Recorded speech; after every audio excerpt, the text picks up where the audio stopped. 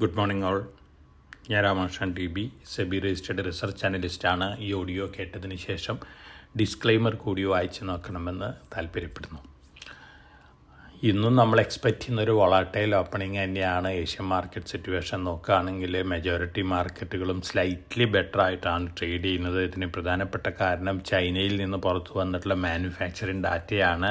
ചൈനയിൽ നവംബർ മാസത്തിലെ മാനുഫാക്ചറിങ് നല്ല രീതിയിൽ മുന്നേറി എന്നുള്ള റിപ്പോർട്ടുകളാണ് വരുന്നത്. അതിൻ്റെ ഒരു പോസിറ്റീവ് ഇമ്പാക്റ്റ് ഉണ്ട്. അതേസമയം ഡൊണാൾഡ് ട്രംപിൻ്റെ ബ്രിക്സ് കൺട്രികൾക്കുള്ള വാണിംഗ് കമോഡിറ്റികളിൽ നല്ല രീതിയിലുള്ള ഒരു സെൽ ഓഫിന് കാരണമാക്കിയിട്ടുണ്ട്. ഗോൾഡ്, അതുപോലെ തന്നെ മറ്റ് കമോഡിറ്റികൾ, അലുമിനിയം ഒഴികെ മറ്റെല്ലാ കമോഡിറ്റികളും ഇന്ന് മോർണിംഗിൽ വീക്കായിട്ടാണ് ട്രേഡ് ചെയ്യുന്നത്. അതോടൊപ്പം തന്നെ ബ്രന്റ് ക്രൂഡ് ഓയിലും വീക്ക് തന്നെയാണ്.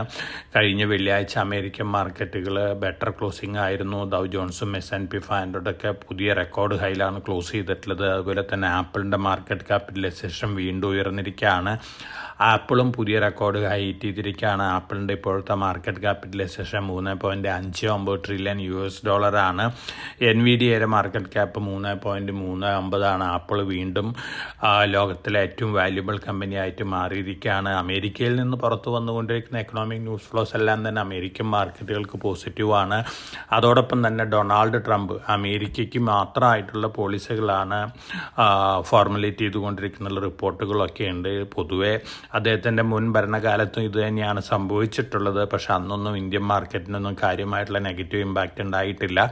മറിച്ച് ഇപ്പോൾ ബ്രിക്സ് കൺട്രികൾക്കുള്ള വാണിംഗ്, അതായത് ഒരു പാരലൽ കറൻസി ബ്രിക്സ് കൺട്രികൾ പ്ലാൻ ചെയ്യുന്നു എന്നുള്ള റിപ്പോർട്ടുകളൊക്കെ ഉണ്ടായിരുന്നു. അതുകൊണ്ട് തന്നെ അമേരിക്കൻ ഡോളറിൻ്റെ പ്രാധാന്യം കുറയ്ക്കാത്ത തരത്തിലുള്ള ഒരു പ്ലാനാണ് ട്രംപ് ഭരണകൂടം എടുത്തിരിക്കുന്നത്. ഡോളർ സ്ട്രെങ്തൻ ചെയ്യുകയാണെങ്കിൽ തീർച്ചയായിട്ടും അത് കമോഡിറ്റികൾക്ക് വീക്കാണ്, ടെമ്പററി ആയിട്ടെങ്കിലും അത്തരത്തിലുള്ളൊരു ഇമ്പാക്റ്റാണ് ഇന്ന് മോർണിംഗിലുള്ളത്. അതോടൊപ്പം തന്നെ നമ്മളെ സംബന്ധിച്ച് നോക്കുകയാണെങ്കിൽ നമ്മുടെ Q2 GDP പുറത്തു വന്നിരുന്നു. ബിലോ എക്സ്പെക്റ്റേഷൻസ് ആയിരുന്നു. അതേസമയം കോർ സെക്ടർ ഗ്രോത്ത് ഒക്ടോബറിൽ മുന്നേറിയിരിക്കുകയാണ്. അതുകൊണ്ട് തന്നെ കാര്യമായിട്ടുള്ളൊരു നെഗറ്റീവ് ഇമ്പാക്റ്റ് GDP ഡാറ്റയുടെ ബേസിലുണ്ടാവാനുള്ള സാധ്യതകൾ കുറവാണ്. എന്നിരുന്നാലും 6.7% GDP ഗ്രോത്ത് എക്സ്പെക്റ്റ് ചെയ്തിരുന്നത്. 5.4% എല്ലാവരുടെയും എക്സ്പെക്റ്റേഷൻ. വെള്ളിയാഴ്ച RBI മോണിറ്ററി പോളിസി കമ്മിറ്റിക്ക് ശേഷം അറ്റ്ലീസ്റ്റ് 0.5% നിരക്കിലെങ്കിലും RBI റേറ്റ് കട്ട് ചെയ്യുന്നുള്ളൊരു എക്സ്പെക്റ്റേഷനാണ്. അങ്ങനെ വരികയാണെങ്കിൽ ചെറുതായിട്ടുള്ളൊരു പോസിറ്റീവ് ഇമ്പാക്റ്റൊക്കെ മാർക്കറ്റിലുണ്ടായേക്കാം. അതോടൊപ്പം തന്നെ നമ്മൾ ഫണ്ടമെൻ്റൽ പോയിന്റ് ഓഫ് വ്യൂ നോക്കുകയാണെങ്കിൽ Nifty 50 ഇപ്പോൾ ട്രേഡ് ചെയ്യുന്നത് 5 ഇയർ ആവറേജിന് താഴെയാണ്. അതോടൊപ്പം തന്നെ നിഫ്റ്റി മിഡ് ക്യാപ്പ്, അതുപോലെ തന്നെ സ്മോൾ ക്യാപ്പ് ഒക്കെ സ്ലൈറ്റ് പ്രീമിയേ ഉള്ളൂ 5 ഇയർ ആവറേജ് ആയിട്ട് നോക്കുമ്പോൾ. അപ്പോൾ ഫണ്ടമെൻ്റൽ പോയിന്റ് ഓഫ് വ്യൂവിൽ കാര്യമായിട്ടുള്ള ഒരു സെല്ലിംഗ് പ്രശ്നമൊന്നും മാർക്കറ്റിൽ എക്സ്പെക്റ്റ് ചെയ്യാനായിട്ട് സാധിക്കില്ല. പക്ഷേ GDP ഡാറ്റയുടെ ഡീറ്റെയിൽസ് നമ്മൾ പരിശോധിക്കുകയാണെങ്കിൽ ഗവൺമെൻറ്റിൻ്റെ ക്യാപെക്സ് പ്രതീക്ഷിച്ച രീതിയിൽ ഉയർന്നിട്ടില്ല. അതുകൊണ്ട് തന്നെ പ്രൈവറ്റ് സെക്ടർ ക്യാപെക്സ് കൂടിയാൽ മാത്രമാണ് മാർക്കറ്റിൽ ഒരു പോസിറ്റീവ് ഇമ്പാക്റ്റ് ഉണ്ടാകാൻ സാധ്യതയുള്ളൂ. അടുത്ത മാസങ്ങളിൽ ഒരു പക്ഷേ ഗവൺമെൻറ് ക്യാപെക്സും കൂടാനുള്ള ചാൻസസ് ഉണ്ട്. ഇനി നമ്മൾ മറ്റു ന്യൂസ് ഫ്ലോസൊക്കെ നോക്കുകയാണെങ്കിൽ നമ്മുടെ ലിക്കർ കമ്പനികളിൽ സിംഗിൾ മാൾട്ട് വിസ്കി ഉണ്ടാക്കുന്ന കമ്പനികൾക്ക് നല്ല കാലമാണെന്നുള്ള റിപ്പോർട്ടുകളാണ് വന്നുകൊണ്ടിരിക്കുന്നത്. പ്രത്യേകിച്ച് പിക്കാഡിലി അഗ്രോ, അതുപോലെ തന്നെ റാഡിക്കോ, കിസാൻ ഈ കമ്പനികളെ സംബന്ധിച്ചൊക്കെ വളരെ പോസിറ്റീവായിട്ടുള്ള ന്യൂസ് ഫ്ലോസ് ആണ് വന്നുകൊണ്ടിരിക്കുന്നത്. ഹെൽത്ത് ഇൻഷുറൻസ് പ്രീമിയത്തിൽ നമ്മൾ 5 ലക്ഷം വരെയുള്ള പ്രീമിയത്തിൽ നമ്മൾ GST ഒഴിവാക്കുമെന്ന് പറയുന്നുണ്ട്. തീർച്ചയായിട്ടും ഹെൽത്ത് ഇൻഷുറൻസ് രംഗത്തുള്ള കമ്പനികളെ സംബന്ധിച്ച് പോസിറ്റീവാണ്. ടിറ്റഗ്ര റെയിൽവേ സ്റ്റേഷൻ ഡീമർജർ അനൗൺസ് ചെയ്തിരുന്നു. 1:3 ആണ് ഡീമർജർ റേഷ്യോ. റെയിൽവേ ഇൻഫ്രാസ്ട്രക്ചറും ഗ്രീൻ എനർജിയും ഒക്കെ അവർ വേറൊരു കമ്പനിയിലേക്ക് ഡീമർജ് ചെയ്ത് ലിസ്റ്റ് ചെയ്യുകയാണ്. ബൽഗാരിയ എഞ്ചിനീയറിംഗ് ഉദ്യോഗ് പ്രൈവറ്റ് ലിമിറ്റഡ് എന്നുള്ള ഒരു കമ്പനിയുടെ പേരിലേക്കാണ് മാറുന്നത്. ഇത് ലിസ്റ്റ് ചെയ്യും. 1:3 ആണ് മെർജർ റേഷ്യോ. സെയിലും ജോൺ കോക്കറിലും തമ്മിലൊരു MOU വന്നിട്ടുണ്ട്. കട്ടിംഗ് എഡ്ജ് സ്റ്റീൽ മേക്കിംഗ് പ്ലാനിന് വേണ്ടിയാണ്. ഈ രംഗത്ത് ജോൺ കോക്കറിലാണ് വളരെ അധികം ടെക്നോളജി റിലേറ്റഡുള്ള ഇന്നോവേഷൻ കൊടുക്കുന്ന ഒരു കമ്പനി. ജോൺ കോക്കറിനെ സംബന്ധിച്ച് ലോങ് റണ്ണിൽ ഇത് പോസിറ്റീവാണ്.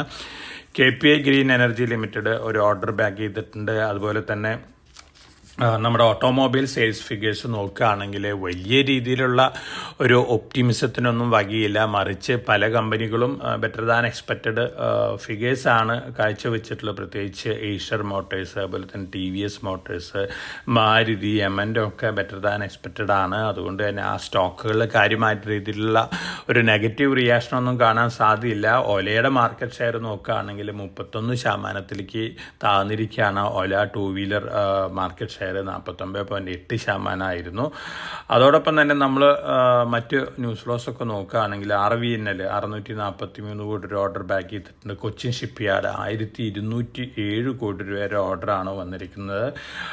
തീർച്ചയായിട്ടും INS വിക്രാന്തിൻ്റെ റീഫിറ്റിങ്ങും അതുപോലെ തന്നെ മറ്റ് റിലേറ്റഡ് വർക്കുകൾക്ക് വേണ്ടിയുള്ള ഓർഡറാണ്, നേവി ഓർഡറാണ്. തീർച്ചയായിട്ടും കൊച്ചിൻ ഷിപ്പ് യാർഡിനെ സംബന്ധിച്ച് പോസിറ്റീവാണ്. അതോടൊപ്പം തന്നെ GRSക്കും വളരെ പോസിറ്റീവായിട്ട് ന്യൂസ് ലോസ് ആണ് വന്നുകൊണ്ടിരിക്കുന്നത്.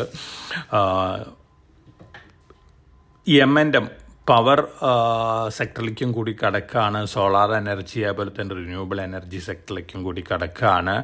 അവർ സ്റ്റിയർ ഹൈബ്രൻ പ്രൈവറ്റ് ലിമിറ്റഡ് എന്ന് പറയുന്ന ഒരു സ്റ്റെപ്പ് ഡൗൺ സബ്സിഡിയറി ഫോം ചെയ്തിട്ടുണ്ട്. അപ്പോൾ എമൻഡും കൂടി റിന്യൂവബിൾ എനർജി സെക്ടറിലേക്ക് കടക്കുകയാണ്. LMW പോസിറ്റീവ് ന്യൂസ് ലോസ് ഉണ്ട്. അതോടൊപ്പം തന്നെ DLF, Zomato, Kaveri telecom, Reliance Infra, RailTel, Dixon technology സ്റ്റോക്കുകളൊക്കെ പോസിറ്റീവ് ന്യൂസ് ലോസ് ഉള്ള കമ്പനികളാണ്. ഗ്രീവ്സ് കോട്ടൻ്റെ റിന്യൂവബിൾ എനർജി ആം, അതായത് ആംബിയർ എന്ന് പറയുന്ന ടൂ വീലർ ഉണ്ടാക്കുന്ന ഡിവിഷൻ IPOയ്ക്ക് പോവുകയാണ്. ഗ്രീവ്സ് ഇലക്ട്രിക് മൊബിലിറ്റിയാണ്. തീർച്ചയായിട്ടും ഒരു പോസിറ്റീവ് ന്യൂസാണ് ഗ്രീവ്സ് കോട്ടനെ സംബന്ധിച്ച്. ഇത്തരത്തിലുള്ള ന്യൂസ് ലോസ് ആണ് മാർക്കറ്റിലുള്ളത്. തീർച്ചയായിട്ടും നമ്മൾ ട്രംപിൻ്റെ ഒരു സ്റ്റേറ്റ്മെൻറ്റിന് ശേഷം മാർക്കറ്റ് നല്ല വോളാറ്റിലിറ്റിയൊക്കെ ഗ്ലോബൽ മാർക്കറ്റുകളിൽ ഉണ്ടാവും എന്നുള്ളൊരു എക്സ്പെക്റ്റേഷനാണുള്ളത്. ജനുവരി 20 അദ്ദേഹം അധികാരം ഏറ്റെടുക്കുന്നവരെ പലതരത്തിലുള്ള സ്റ്റേറ്റ്മെൻറ്റുകളൊക്കെ വന്നേക്കാം. അതിനനുസരിച്ച് ഗ്ലോബൽ വോളാറ്റിലിറ്റി ഒക്കെ മാർക്കറ്റിലുണ്ടായേക്കാം. അത്തരത്തിലുള്ളൊരു ഇമ്പാക്റ്റ് നമ്മുടെ മാർക്കറ്റിലും ഉണ്ടാവാനുള്ള സാധ്യതകളുണ്ട്. എന്നിരുന്നാലും ഫണ്ടമെൻ്റൽ പോയിന്റ് ഓഫ് വ്യൂ നോക്കുകയാണെങ്കിൽ നമ്മൾ കറണ്ട് ലെവലിൽ നിന്ന് വലിയ രീതിയിലുള്ള ഒരു ഫാളൊന്നും ഇപ്പോഴത്തെ അവസ്ഥയിൽ എക്സ്പെക്റ്റ് ചെയ്യുന്നില്ല. ഗ്ലോബൽ വോളാറ്റിലിറ്റിക്ക് അനുസരിച്ചുള്ള ഒരു ഫാളാണ് എക്സ്പെക്റ്റ് ചെയ്യുന്നത്. അതോടൊപ്പം തന്നെ Q2 റിസൾട്ടുകൾ, നല്ല റിസൾട്ടുകൾ കാഴ്ചവെച്ചിട്ടുള്ള കമ്പനികൾ, അതുപോലെ തന്നെ ധാരാളം പോസിറ്റീവ് ന്യൂസ് ലോസ് കഴിഞ്ഞ ദിവസങ്ങളിലൊക്കെ അനൗൺസ് ചെയ്തിട്ടുള്ള കമ്പനികൾ, മെർജർ, ഡീമെർജറൊക്കെ അനൗൺസ് ചെയ്യുന്ന കമ്പനികൾ, ഈ കമ്പനികളൊക്കെ മാർക്കറ്റ് താഴെ വരുമ്പോൾ long time point of view വാങ്ങാനുള്ളൊരു അവസരമായിട്ട് വാങ്ങുക. ഓരോ പ്രാവശ്യത്തിൽ വാങ്ങണമെന്നില്ല, 3-4 ഘട്ടമായിട്ട് വാങ്ങാനുള്ള ഒരു ഡിസിഷൻ എടുക്കുന്ന നന്നായിരിക്കും. ഇനി നമ്മളെ സംബന്ധിച്ചുള്ള മേജർ ഇവൻ്റ് എന്ന് പറയുന്നത് Q3 റിസൾട്ടുകളും അതുപോലെ തന്നെ February 1 വരുന്ന ബഡ്ജറ്റുമാണ്. അതുവരെ ഗ്ലോബൽ വോളാറ്റിലിറ്റി ആയിരിക്കാം നമ്മുടെ മാർക്കറ്റിനെ ലീഡ് ചെയ്യാൻ പോകുന്നത്. വളരെ കോഷ്യസ് ആയിട്ട് മാർക്കറ്റിൽ മൂവ് ചെയ്യുക, ഒരു ലോങ് ടൈം വ്യൂ കീപ്പ് ചെയ്യുക. നമ്മുടെ ഇൻവെസ്റ്റേഴ്സിന് വേണ്ടി ഇന്ന് നമ്മൾ 3 ഗോൾഡൻ ഗൂസ് പിക്കുകൾ കൊടുക്കുന്നുണ്ട്. ട്രേഡിംഗ് ആരംഭിച്ചതിന് ശേഷം ട്രേഡിംഗ് ടെർമിനലിൽ കൂടി എല്ലാവർക്കും ലഭിക്കുന്നതായിരിക്കും. അപ്പോൾ എല്ലാവർക്കും നല്ലൊരു ട്രേഡിംഗ് ഡേ ആശംസിച്ചുകൊണ്ട് ഞാൻ ഇന്നത്തെ പ്രീ മാർക്കറ്റ് കമൻട്രി ഇവിടെ അവസാനിപ്പിക്കുകയാണ്. Thank you.